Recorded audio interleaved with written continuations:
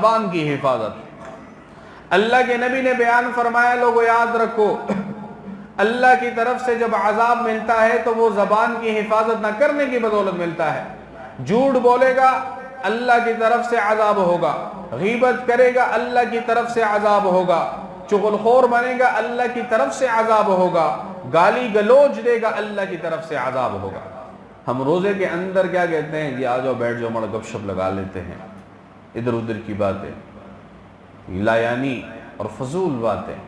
بعض لوگوں کے تو عجیب سے طریقے دیکھ، آپ سیدھی بات کرو وہ ہر بات میں بھی الٹ مزاج۔ ایسے بندے کے متعلق اللہ کے نبی نے بیان فرمایا کہ یہ ایسا فضول آدمی ہے کہ اس کے اس فضولیات کی وجہ سے کبھی کبھار اس کی زبان سے ایسے کلمات نکل جاتے ہیں، نعوذ باللہ یہ مشرک ہو جاتا ہے۔ فضول بات ہے، آپ سیدھی بات کرو وہ فضول بات نکال لیتا ہے۔ ایسے فضول آدمی کے متعلق علماء نے لکھا ہے اس سے ہم کلام بھی نہ ہو، کیونکہ یہ آپ کے ایمان کا نقصان کرنے والا ہے۔ تو روزے کے اندر تو اس کی اور بھی مذمت ہے۔ ہم بیٹھ کے دو بیٹھ کے تین بیٹھ کے دوسروں کی گپ شپ ہے۔ یہ گپ شپ کیا ہوتی ہے آپ کو پتہ ہے؟ یا غیبت ہوگی، یا چغل خوریاں ہوگی، یا ادھر ادھر کی لایانی باتیں ہوگی جو نہ تمہیں فائدہ دے گی نہ اسے فائدہ دے گی۔ تو بیان فرمایا الصیام جنۃ ما لم یخرقها، یہ روزے کی ڈال کو جو پاڑنے والی چیز ہے وہ زبان کی حفاظت نہ کرنی ہے، کہ بندہ جب زبان کی حفاظت نہیں کرتا بسا اوقات اس سے بھی ایمان اللہ سلب کر لیتے ہیں۔ یاد رکھیں، اللہ کے نبی نے بیان فرمایا اس بندے کا، ایک روایت ہے جو ہمارا اگرچہ مسلک نہیں ہے لیکن حدیث موجود ہے، بیان فرمایا جو بندہ روزے کے اندر جھوٹ اور غیبت میں مبتلا ہوتا ہے اس کا روزہ ٹوٹ جاتا ہے۔ حدیث ہے، جھوٹ بولتا ہے، غیبت کرتا ہے، اللہ کے نبی نے بیان فرمایا اس کا ایک روزہ اللہ کے ہاں قابل قبول نہیں۔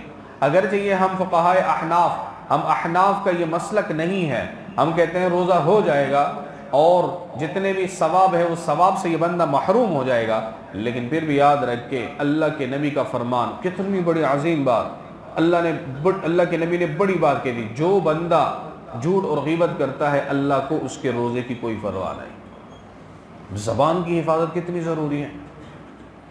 غیبت ایک ایسی چیز ہے، یاد رکھیں، میں نے بارہا غیبت پہ بات کی، اس کی وجہ کیا ہے؟ قیامت کی نشانیوں میں ہے جب امت میں غیبت عام ہو جائے گی، اللہ کفار کے دلوں میں ان کے لیے جو ہے وہ روب، وہ جو ان کے اوپر جو ہے ہمارا ایک اللہ تبارک و تعالی نے روب رکھا ہے وہ ختم ہو جائے گا۔ مسلمان آپس میں لگ جائیں گے تو کفار ہم پہ مسلط کر دیے جائیں گے، باہر گئے ہم دوسری طرف چلے جائیں گے۔ تو غیبت ایک ایسی چیز، اس سے اپنے آپ کو بچائیں۔ کچھ بیماریاں ایسی ہیں، یاد رکھیں، ہم اس کو گناہ ہی نہیں سمجھتے، اور کبھی کبھار وہ ایسے ہو جاتے ہیں کہ اس سے بندہ جو ہے اپنے ایمان سے بھی ہاتھ دور بیٹھتا ہے۔ اللہ کے نبی محمد الرسول اللہ صلی اللہ علیہ وسلم نے بیان فرمایا سود ایک ایسا چیز ہے کہ اسلام نے کبھی اسے قبول نہیں کیا۔ کچھ چیزیں ایسی ہوتی ہیں جو عقلاً ناجائز ہوتی ہیں، سود بھی اس میں سے۔ فتاوی شامی کے اندر لکھا ہے کچھ چیزیں ایسی ہیں جو عقلاً ناجائز ہوتی ہیں، وہ ہر دین کے اندر ناجائز ہوتی ہیں، ہر مذہب کے اندر وہ ناجائز ہوتی ہے۔ تو باہر کے سود ایک ایسا چیز ہے جو اس کا گناہ سب سے زیادہ ہے۔ سود، یہاں تک کہ بیان فرمایا ایک درہم کا سود جو بندہ کماتا ہے وہ 35 مرتبہ اپنی ماں کے ساتھ زنا کرنے کے برابر ہے، اس سے بھی زیادہ ہے۔ روایت میں کیا 35 مرتبہ زنا سے زیادہ ہے۔ ایک مرتبہ جب یہ بندہ سود کا ایک حرام روپیہ کماتا ہے، 1 روپیہ حرام کماتا ہے، اور اللہ کے نبی نے بیان فرمایا کہ جو بندہ دوسروں کی غیبت کرتا ہے 35 مرتبہ اپنی ماں سے زنا کر لے، اس سے بدترین گناہ ہے۔ ہم اسے عام چیز سمجھتے ہیں۔ اللہ کے نبی، بخاری شریف کی روایت میں آتا ہے اللہ کے نبی کا گزر ہوا 2 قبروں پر، تو اللہ کے نبی نے بیان فرمایا ان دونوں کو عذاب ہو رہا ہے، قبر کا عذاب۔ قبر کا عذاب تو مانتے ہیں نا سارے، قبر میں عذاب ہوگا۔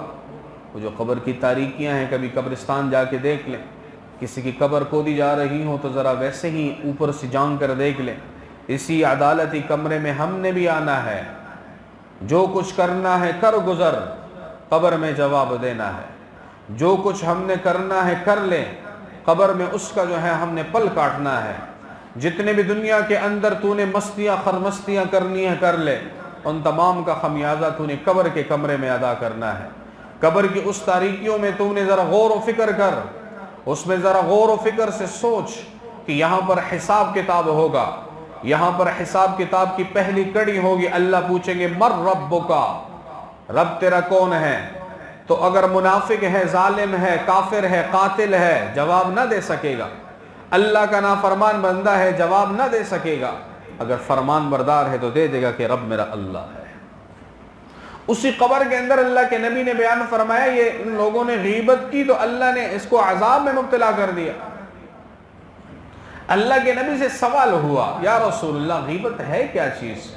اگر ایک بندے کے اندر عیب موجود ہو، ہمارا معاشرہ اس سے بھرا پڑا ہے، ایک بندے کے اندر عیب موجود ہے، فلاں وہ کام کرتا ہے اور ہم اس کو بیان کریں تو اس کا کیا مطلب ہے؟ اللہ کے نبی نے بیان فرمایا ایک بندے کے اندر عیب موجود ہے اور اس کو آپ اس کے پس پش بیان کرو، اسی کا نام غیبت ہے، اسی کا نام تو غیبت ہے۔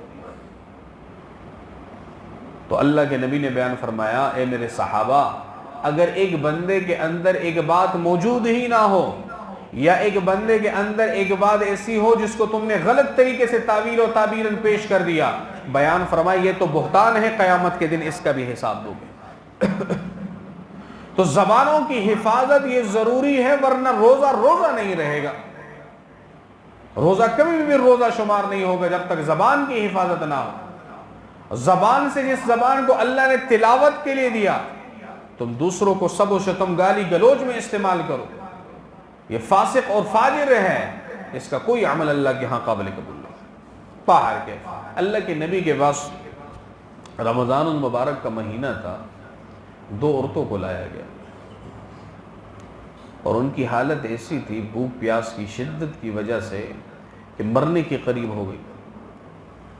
اب مرنے کی حالت، اللہ کے نبی نے پیالہ منگوایا، ان دونوں کو کہا اس میں الٹیاں کر۔ جب الٹیاں کی تو اس میں تازہ گوشت، تازہ کھانا، اس نے کہا انہوں نے تو صبح سے کچھ نہیں کھایا تھا۔ صحابہ کے دور میں صحابہ کے پاس کیا تھا؟ اور یہ گوشت کے لوتھڑے بڑے زبردست ٹکڑے پیالے میں گرے۔ تو اللہ کے نبی نے بیان فرمایا ان دونوں نے صبح سحری کے وقت جو ہے ان دونوں عورتوں نے حلال مال سے تو روزہ رکھا ہے، لیکن درمیان میں مسلمان بھائی کی غیبت کر کے اس کے گوشت کو کھا لیا ہے، تو اسی کی وجہ سے اللہ نے اس کیفیت میں مبتلا کر دیا۔ یہ صحابیات تھی، اللہ کے نبی نے ہمیں دکھلا دی ہیں۔ اب آپ اور ہمیں اندازہ کریں روزے کی حالت میں کہ ہماری یہ گپ شپیں چلتی رہیں اور روزہ کو مختصر کرنے کے لیے حالات چلتے رہیں تو اللہ کو کیا جواب دیں گے؟ الغیبۃ اشد من الزنا، زنا سے بھی سخت عمل ہے۔